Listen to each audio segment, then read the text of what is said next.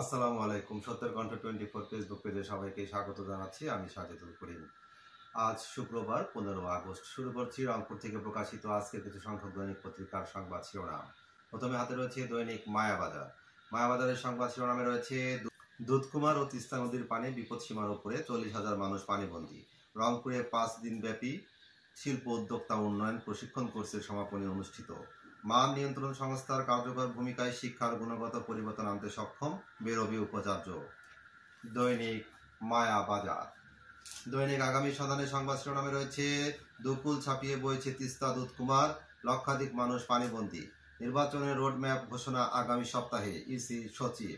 নির্বাচন বয়কটের চেষ্টা করলে রাজনীতি থেকে মাইনাস, সালাউদ্দিন আহমদ। দৈনিক আগামী সন্ধানে।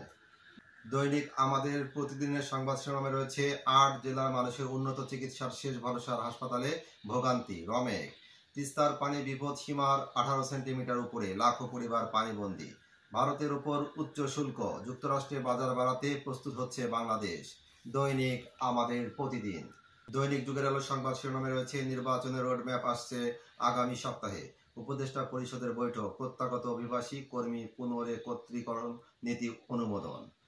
আজ খালেদা জিয়ার 81তম জন্মদিন, রয়েছে মিলাদ ও দোয়া মাহফিলের কর্মসূচি। দৈনিক যুগের আলো। দৈনিক সকালে বাণী সংবাদ শিরোনামে রয়েছে সংসদ নির্বাচনের রোডম্যাপ আগামী সপ্তাহে, তিস্তা সেতু রক্ষাবাদের ব্লকে ধস, পানি বাড়ছে নদীতে, প্লাবিত নিম্নাঞ্চলেও বাড়ছে দুর্ভোগ। দৈনিক সকালের বাণী।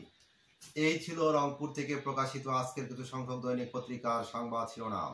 নিয়মিত সংবাদ জানতে চোখ রাখুন সত্যের কণ্ঠ 24.com ও সত্যের কণ্ঠ 24 ইউটিউব চ্যানেলে।